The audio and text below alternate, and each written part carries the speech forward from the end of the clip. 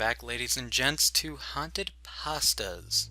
Today we're going to be looking at Xenophilia, a creepypasta about a clone or a bootleg or maybe even a spin-off of The Legend of Zelda Ocarina of Time. Or something of the sort, I don't know. The story has to do with the player playing this game after getting it and noticing a couple of odd occurrences. Hope you guys won't mind that I changed the name of the series from Haunted Pasta Playthroughs to Haunted Pastas, but whether or not you do, we're going to go ahead and dive in, so with that, let's go ahead and begin.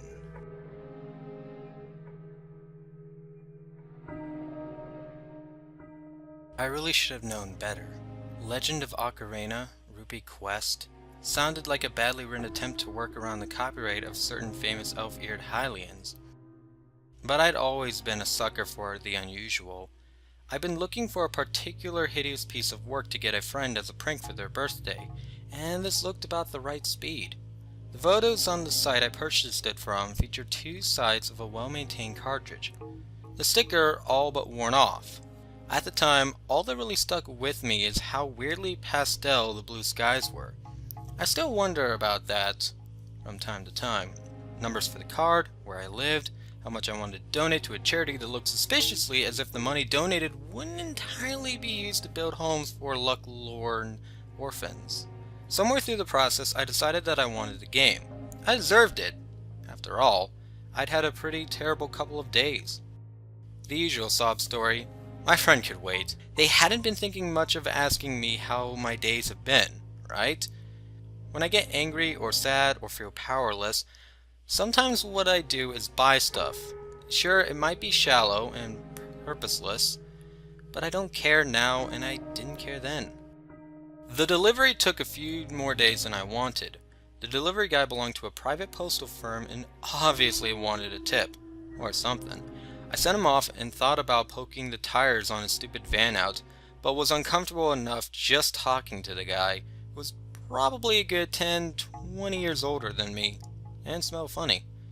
He was optimistic, and had faded tattoos and smelled of cigarette smoke and piney air freshener. He wanted to talk about video games because he was excited to have someone who totally shared his interest. I think it was his enthusiasm that made the most nauseous. When I banished the interloper from my domain and retreated to the fortified safety of my inner sanctum, I tore away the fragile wrapping that protected the little sliver of goodness that was in this hidden gem of failure. It looked even worse in person. The seller tried to make it look more appetizing by pressing the sticker back on with Scotch tape, but that backfired and the cartridge sticker, well, it sagged. I'd made some noodles a few minutes earlier, and they were starting to burn. You recall the weirdest things in retrospect. Blowing on the cartridge, shut up, it totally works, and slotting in it, the first thing that gripped me was that the game Legend of Ocarina sold itself as, and the game it was.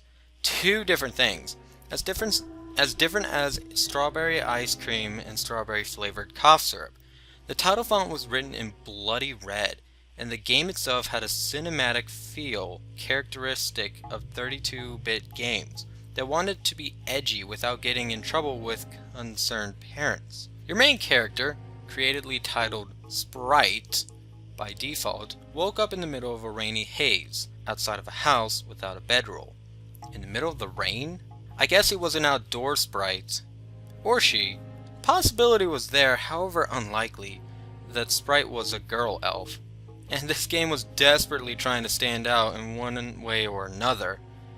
The loving detail that had gone into the background certainly hadn't gone into the character design, that's for sure. There was no story as such. You went around fighting monsters who exploded into chunks of pixelated gore. The good stuff. Each enemy seemed to be made of highly pressurized red corn syrup. From the way their guts roped out when killed, they dropped jewels. Rupees? Was this game trying to be consistent? I doubt it. And I collected them. Or rather, Sprite collected them. You eventually tapped out at about 255, though the counter had room for a whole nother column. Maybe there was a wallet upgrade or something? I'd stopped caring. There wasn't any NPCs to interact with, and I was very aware of how terribly bland the in-game world felt. As if all the design had felt the intent of portraying was a killing ground of monsters, rendered with as much loving violence as they could manage for the time. The soundtrack, though, was awesome. All very sultry, jazzy stuff that sounded like it could have come from a high-class club. The kind where people drink expensive fruit-flavored booze, liquor even, and talked about the issues. Whomever had composed it had poured their heart and soul into the soundtrack, and only a few people would ever hear it. I only felt sad for a millisecond, and then I forgot about it because I still hadn't turned the stove off. When I returned, I explored the last area I could find in the short and remarkably limited overworld, what appeared to be a grove with a small wooden dirt castle. Molten Bailey, the word came unbidden, a fragmented memory of an unloved history class. Waiting for me were all these woodland creatures, which ran away as I drew near. Rip-off, I thought, smuggingly. As I patted myself on the back for noticing, I realized Sprite was moving without my input, and not quickly either. Each step was slow and methodical. Elaborated. Finally, Sprite reached the gates of the castle, and turned to stare at me with impossibly huge, round, sky blue eyes. I am haunted. I am a ghost. I will destroy everything. Unbidden, I found myself laughing out loud. Streams of snot and half-eaten noodle collided as I stared at the piss-poor attempt at frightening the player, halted, waiting for input from button A. Inappropriately beautiful, tragically beautiful music continued to play. I pressed the button while shaking my head. Go on then, do it. I can watch, right? Destroy everything. The game paused. I thought I could hear the strain of the system as it calculated a reply. Are you laughing? Why? I don't care about anything, so you can destroy it all. If you're so all-powerful, you're speaking to someone like me, why aren't you doing it? Why aren't you killing something right now? Why aren't you killing me? My lips felt leathery as my tongue slid over them. I couldn't tell for sure, but Sprite seemed hesitant, even a little unnerved. Then again, I was pressed really close to the screen, so maybe the pixels were just a bit hazy. My breath was fogging things up, that's for sure. I'll kill you. Why would you want that? Why would you want this? Sprite toggled back and forth in an approximation of wobbling. Maybe he was supposed to be laughing at me? Maybe he was showing some other kind of emotion. How could I explain to a video game character the horrible sense of ennui that every day seemed to be Sataean? All I wanted was something new, something vibrant, and alive. Yeah, I guess I should have been concerned that I was communicating with a video game, but for some reason it never crossed my mind. That's fine, as long as you do something interesting first. Several animals started to gather around the edge of the screen, staring with blank-ovid eyes at Sprite. I can't. An intense disappointment shot through me as my eyes drifted to the floor. As if watching a mirror, I noticed that Sprite was making the same gesture. The animals were drawing closer. They weren't drawn very well, but they looked to look pretty realistic animals. The teeth on the deer were long and jagged, an obsidian chrome that seemed to reflect sunlight from the invisible sun. Of course you can't. It was almost a whisper. Some two-bit ghost from a cartridge I find at an online auction site isn't going to kill me, or anyone else. You won't murder my family, or plaster buckets of blood to the walls. The world won't end, and I won't be cursed for the rest of my life. In other words, you're useless. Even more to me. Sprite continued to stare listlessly at bad rendered feet. No longer speaking, at least no more text appeared on screen. A low, plaintive howl drifted from the speakers, low enough that I had strained my ears to hear it, and wondered as if it was almost part of the music. Then the animals dashed towards Sprite and tore into it with their teeth, their antlers, their claws, and their hooves. the most well-rendered part of the game. So I guess it was the most interesting part of the game. It was over as quickly as it started. Nothing more than a cartoony, cross-eyed corpse and a blood-red message informing me that I had died.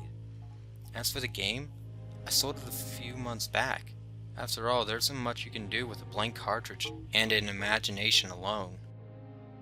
And that was Xenophilia. So, what did I think about it? Well, first off, I should note that it was written very poorly. And when I say that, I don't mean the story. The story was actually pretty good. I mean the grammar. I usually don't talk about this, but this is one of the rare occurrences where, my gosh, read it out loud to yourself before posting it. You know, get someone to read it, out loud. I mean, I had trouble reading this. Legitimately, like, I know I'm not, the best to read things out loud. I usually am someone who reads very well in their head, and when I read out loud, my thought gets past my talking and I start to get confused. But this, like, there were so many grammatical errors that it really just needs to be redone. But aside from that, the actual story wasn't that bad. There were a couple of cliches in there, but you're gonna get that either ways. However, this story, it deviated from the norm. It was kind of odd. Let me explain. When Sprite says that she will destroy everything, and then eventually says that she can't, I start to notice that the animals, are looking at her. Possibly linking to that the game is actually trying to delete her, or watching her. And it looks like she's trying to call out for help, really. It adds a little bit more creepiness, but not in the way that most people would think this story would be creepy. I actually found it creepy that the game was deleting her, and that the player was an asshole to the soul trapped inside, and the soul just needed to get out, but the game, it deleted her. And that's what I felt at that point. And it makes me feel like the game is actually the antagonist, the evil in the story, rather than Sprite, the spirit, or whatever. I think she's actually the protagonist, and the player is, well, an asshole. But other than that, the story was good. There was a couple of cliches, such as the red title. I mean, why red? I mean, it can be black, it can be white, it can be rainbow, it can be freaking anything. But most creepypastas like to associate it with the color of blood, which is red. Now, I don't have a problem with that, but creepy things are supposed to be eerie, creepy, not gory and bloody. Gory and bloody isn't creepy. It's scary and unsettling, but not at all creepy. A little bit of blood is okay. And for this one, yes, there was not that much blood. The fields weren't painted in blood, everything wasn't dripping blood, Sonic didn't have, red pupils and no fucking eyes. I'll get to that in another video. But for the most part, I found like this one actually tried to stand out as not being a generic creepypasta, something that was actually different. And in a way, I kind of felt like this one deserves more praise than some of the other creepypastas, especially the Lavender Town one, that, it hasn't gotten. There were the cliches that I did find, however, there were a couple. For instance, a character getting ripped apart. So that is like in nearly 25% creepypastas that have to do with games. Like, they're always ripping people apart. I have no idea why it's the thing, but it's something that it's starting to become a thing. It's not as mainstream as hyper realistic blood, but it's it's starting to get there. Another thing I found is that, getting the actual thing. I mean, getting the game was kind of weird. Yeah, hey, there's this charity that looks like it's not actually, a charity and whatnot. That's a red flag. Also, how much did he pay for it? Usually whenever creepypastas come up, they have the cliche of, oh, it was for free, or oh, it was at a garage sale, which is totally bogus. You will never find anything for free, and if you do, you should never get it because it's probably a virus or trying to get your location so that someone can stalk you or steal your personal information. Instead, you know, he actually did pay, which was a good thing, but I find it kind of weird that, like, he knew full well that, you know, the player knew full well that this was bullshit. You know, where he was getting it from. I don't know. Anyways, that's all I have to say. It's meh, okay? It's in the middle. It's not bad, you know, if you can get past the writing, but it's not good. You know, it is interesting, though. What would you rate this creepypasta out of 5 stars? And if you have any more creepypastas you want me to do, or if you want to leave a comment down below, then please do so. Leave a like, and leave a dislike if you disliked this video. I always am appreciative of criticism. And with that, that is about it for Xenophilia. I will see you in the next Haunted Pasta episode. And with that, I'm out. So until then, guys, see you then.